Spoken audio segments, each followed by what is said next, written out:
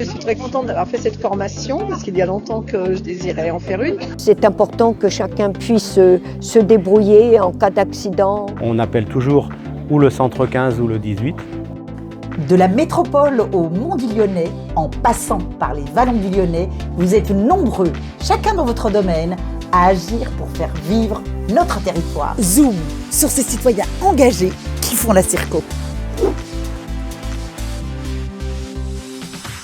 À l'occasion du Festival des engagés du territoire à Vaugneray, la salle intercommunale L'Intervalle a vibré au rythme des bonnes actions.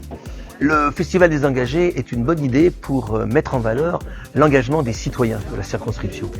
Parmi les nombreuses initiatives présentées, une a particulièrement retenu l'attention. Pas de panique, tout est sous contrôle. Les secouristes français de la Croix-Blanche de Saint-Gilles-Laval et Craponne, experts en la matière, mènent une formation aux gestes qui sauvent. Relancée il y a un peu plus de 20 ans par des bénévoles de Brignais, l'association saint-genoise compte aujourd'hui une 50aine d'adhérents. J'ai commencé le secouriste en 1961 avec une équipe de Saint-Genis-Laval. Je n'avais encore pas passé mon certificat d'études. En plus de porter secours, ces bons samaritains ont un autre objectif. Il faut former les gens, il faut amener les gens à être prêts dans n'importe quelle situation de la vie. On peut être amené dans sa vie professionnelle, dans sa vie de tous les jours, dans la rue, d'avoir un incident, un accident. Cette initiative s'inscrit dans l'esprit du festival qui vise à mettre en valeur les actions citoyennes et à encourager l'esprit de solidarité et de citoyenneté. C'est important de pouvoir amener les premiers secours.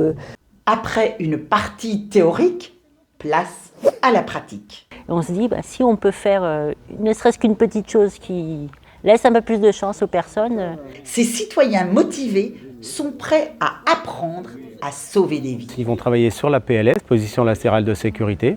Et votre main qui est du côté de la tête, vous allez la prendre paume contre l'oreille de la victime. Et sur la RCP, réanimation cardio-pulmonaire avec le massage cardiaque et mise en place, apprendre à poser un défibrillateur.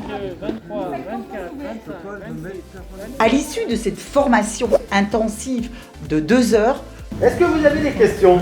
tous ont acquis de nouvelles compétences et une confiance renforcée. Maintenant, est-ce que je serai opérationnelle et que je ne paniquerai pas si vraiment il y a un souci? Je ne sais pas, j'espère. On se sent un petit peu plus armé, en tout cas.